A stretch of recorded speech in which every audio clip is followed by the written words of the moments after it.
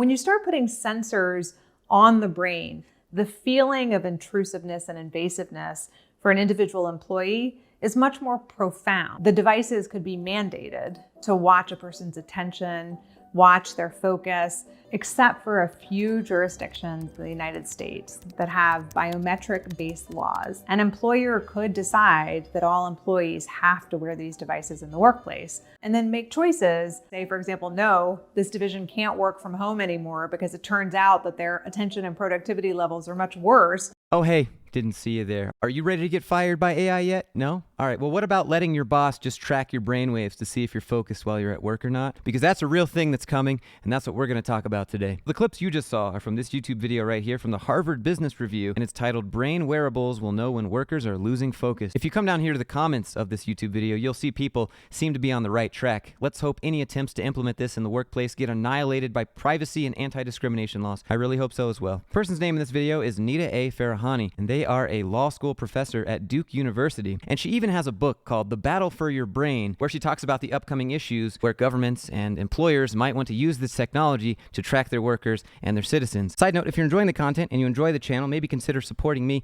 on Patreon. I have a link for that down in the description. I post some behind the scenes stuff over there. We have some private chat channels. You can ask me questions, whatever it is. But seriously, whether you check it out or not, I just want to say thanks everyone for being here. Okay, so this is a beta product. They're partnering with a major headphone maker, and the idea is to just pack soft cushiony earpieces that you would ordinarily use with sensors that can detect brain activity. So imagine your boss wants you to wear this all day so that they can track your brain. And there are all these sorts of questions that come into play which aren't addressed here. Just, well, it could be bad, but it could be good if you like to track yourself. Our hope is to be able to help people measure attention and focus. What we're seeing, these dips show moments that I was distracted. And I started to get a little bit bored, and I started to think about what I was going to make for dinner. And then you see the peaks when I'm re-engaged. Now, I do have to give credit where credit is due. This is pretty cool technology.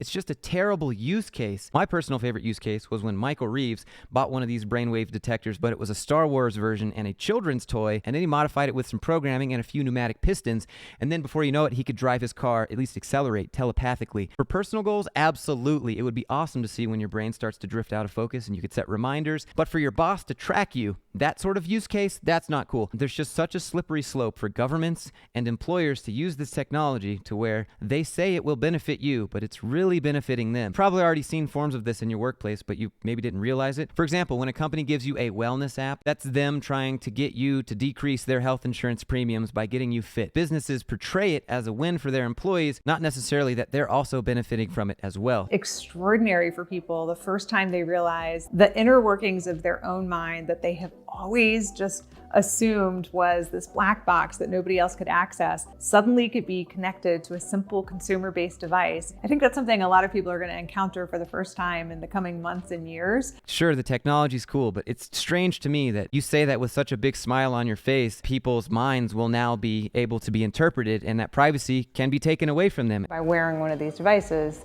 you can actually visualize different brain activity. I'm sure everyone else here can see tons of use cases where it would be nice to know what their brain is doing at certain points in time, and they could go back and look at that. But again, it's a slippery slope when you start using this for employees. Because, for example, they've already mandated this at a company in China, and all of their employees have to wear these little hard hats with sensors in them that report a bunch of information to their managers. Those are patterns that can ultimately be decoded to at least tell us a number of simple things. Our brain activity, particularly the electrical activity in our brains, can be tracked just like our heart rate or steps or biometric information from our bodies. You can pick up basic cognitive and affective states. Is a person happy or sad? Are they angry? Is a person tired? Is a person alert? Are they paying attention, or is their mind wandering? All of these things could be good to know for the right reason. But if someone wanted to manipulate you into doing something, all of these things would be even better to know. I imagine at a certain point, these things will also become basically polygraph tests, whether or not your intentions are true, or whether or not you have your own personal interests. Imagine if you had to wear one of these into a one-on-one with your manager. Almost nothing would be safe. Increasingly, there's evidence that you can start to tell what kind of task a person is paying attention to. So are they working on coding? Are they working on documentation? Are they working on an unrelated task like surfing social media? A question that I get a lot And a fear that a lot of people express is that an employer or another person or the government will be able to read people's minds with this technology. It depends on what you mean. All of the platforms that you've submitted data to about your personal preferences, that stuff's already been taken, packed up, sold to someone and run through an algorithm, and then sold to someone else who wants to sell you a product. And we've already figured out how people work. We can track their habits. We can track their location patterns. We can track what they buy. And all this information can tell us pretty accurate pictures about ourselves as consumers and citizens without even having worn these at all. Can you decode a lot of information about what a person is thinking or feeling? And when you triangulate that with what they're working on their computer screen and the information that you're already gathering from their phones and from their other devices that they're interacting with, absolutely. If you watch everything that they're doing at the same time they're wearing the headset, then you can probably kind of figure out what they're thinking about. In general, you don't want to give your playbook to the employer. By wearing one of these at work, you give up your playbook. This opens a can of worms for all sorts of lawsuits and discrimination, but apparently it only matters if your state has a biometric surveillance law. Except for a few jurisdictions in the United States that have biometric-based laws. An employer could decide that all employees have to wear these devices in the workplace. And it's pretty scary. How big of a threat is this to employees' privacy? Huge, but please, downplay it for me. Already there is That is not how I would start off answering this question. Well, we already have all this other tracking. a significant amount of surveillance that exists in the workplace for factory workers, tracking their movements on the factory floor. For white-collar workers, there's keystroke logging. When you start to veer into attention monitoring, most people, if you ask them where their sense of self is located, they point to the head. Yeah, because this is you. No one can ever take this from you, but apparently now they can. You start putting sensors on the brain. The feeling of intrusiveness and invasiveness for an individual employee is much more profound. I don't think profound is the right word. In order to collect the information that extracts attention, you collect this wider array of brain activity, which if stored as the algorithms become more sophisticated, or even with existing algorithms, could probe that information for more sensitive and deeply intimate information about it. Let me give you the TLDR here. Because the technology to monitor your brainwaves is still pretty new, the information that it's gathering can be sifted through later with more advanced algorithms that can go back and take all of that old data and then go in and say, actually, they were thinking about this, this, and this. That could be subject to subpoena. It could be the kind of thing that eventually could be interrogated by others. Your old brainwave data that you've let companies record or whoever record could be used and sifted through against you in the court of law later down the road as the algorithms advance. I think it's best that some of my thoughts don't stay recorded, and I'm sure most people would agree with that. Okay, so the next question was, what are the pros and cons of this technology? You can wear these devices that help you see what your attention and focus levels look like. The technology in the hands of an employee can be empowering. In a sales position, in a time-sensitive position, in a performance-oriented position, sure, you might actually want this. If I'm an employee on a set salary with no incentives that will enable me to make more money, like there's no option for a bonus or commission or anything, what's the benefit to me here? If you're an hourly employee using this technology, you become more productive and more focused, and you're getting more work done. Well, congratulations. You don't get paid based on work done. You get paid based on existing in time. So unless you're like an auto mechanic and you prejudge the amount of hours that you're going to work, this technology is not super useful to you. Now, of course, we can all see our bosses and CEOs and managers telling us, we really want you to be happier, and if you manage yourself with this app, you'll be happier overall, and then you'll benefit us. But you can kind of read between the lines of all of that. Now, of course, companies probably would be way more profitable if all of their employees were less distracted throughout the day. But here's my question to the employer. Would these employees be more profitable if they were less distracted throughout the day? My guess is no. Now, this is my favorite part because this is the one that she glosses over the most. There's the potential, of course, and we're already seeing this. So which one is it? There's the potential, of course, and we're already seeing it.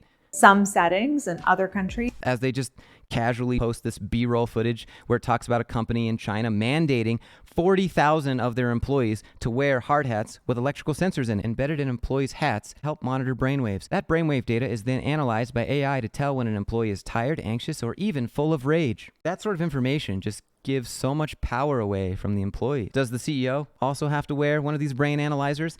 And if so, who's monitoring them? Who watches the watchers, This sentence is all you need to know. The company said it could increase the overall efficiency of workers by manipulating the frequency and length of break times to reduce mental stress, increase their profits by $315 million since rolling these brainwave detectors out in 2014. And the brain data helps 40,000 workers perform to higher standards thanks to surveillance technology. The big one that you'll see these companies use going forward when it comes to surveillance is safety. They'll always say, think about safety. Oh, getting tired? Oh, we could have picked that up and we could have sent an alert and said, all right, time for you to take a break. And I try not to be too tinfoil hat on this channel. You let them take that point about how wearing this could improve safety, and it's a slippery slope on all of the other topics that will suddenly become involved in safety. It has significantly reduced the number of mistakes made by our workers. That's what I would say too if I was mandating this technology. It's all about improving understanding between employees and company. Well, does your paycheck improve as your efficiency does? That's the question here. The technology is widespread in use around the world, but China has applied it on an unprecedented scale in factories, public transport, state-owned companies,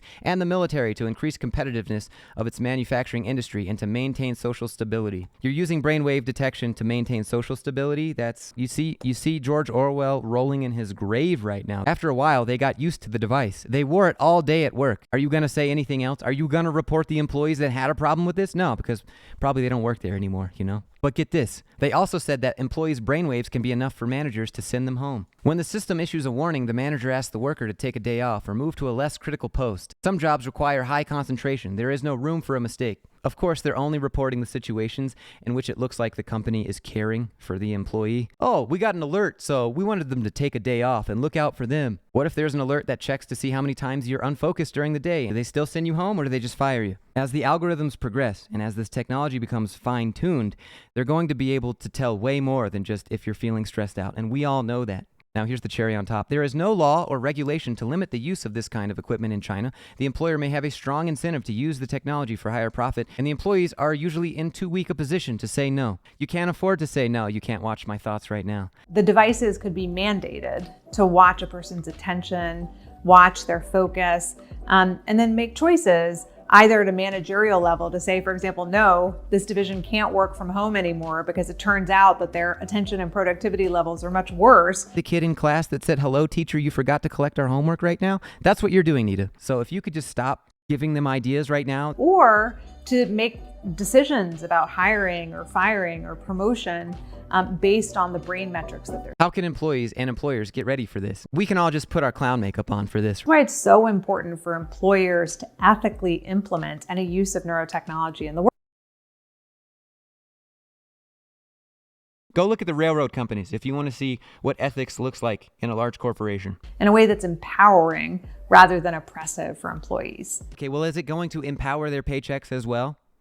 As a starting place, we recognize a right to cognitive liberty, which includes a right to mental privacy for employees. And even in the absence of that, I believe employers should act as if employees have a right to mental privacy. So because there is no law right now, she's saying that employers should pretend like there is a law to act like employees have a right to mental privacy, but there's not. And you and I both know that when corporations use the old honor system, there's not much honor to be found. Only seek information for which there is a bona fide legal exception to that, a need for the data as an exception to the right to mental privacy. This is how I can tell that you're a professor. You can make all these nice recommendations for corporations and companies to use for their employees, but they're just going to use it however they can get away with it. When appropriate, employers should offer employees the opportunity to use neurotech devices or brain wearables in the workplace in order to monitor their own stress, fatigue, attention levels, and to improve their workplace environment. Sure, I agree with improving your workplace environment, but also if you're going to improve attention, productivity,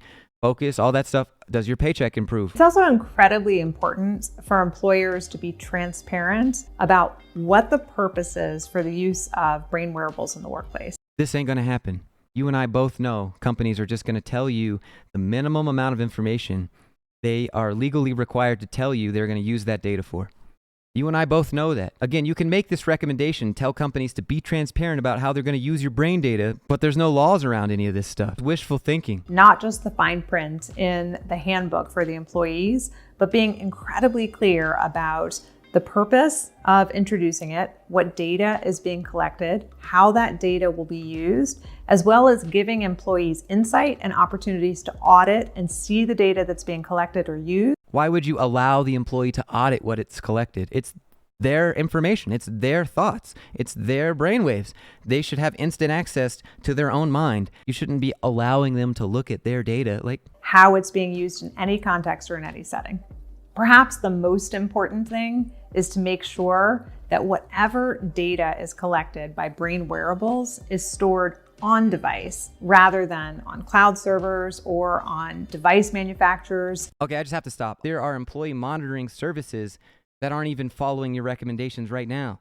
What makes you think they're going to do that with brainwave activity? Some of these employee monitoring services have a little checkbox. Do you want the person you're installing this on to know that you're installing it? And you can click no. Websites or software. The reason for this is to ensure that employees know that the data isn't being mined for other purposes. There may be exceptions to this. It could be that employees consent to the use of data for aggregate information that can improve their well-being, but we should prefer, if not demand, that that data be kept private on device for employees. If it's done in that way, that is idealistic, Disney World, fairy tale way, then brainwave monitoring could be cool. Go ahead. Is that what you're going to tell me? to help employees and not something that's another tool of surveillance, it has the potential to be transformative. It transformed the company's profit in China, $315 million.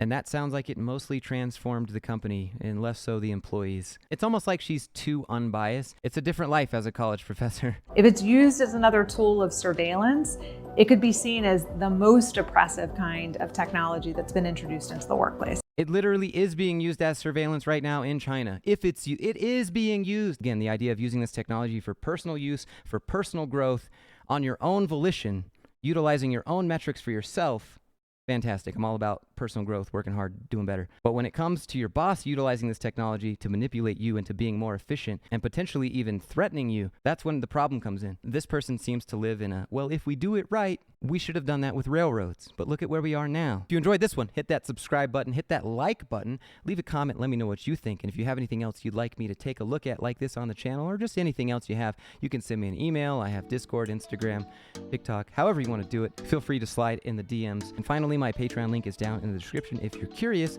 Having said all of that, I hope everyone's doing well, and I'll see you in the next one.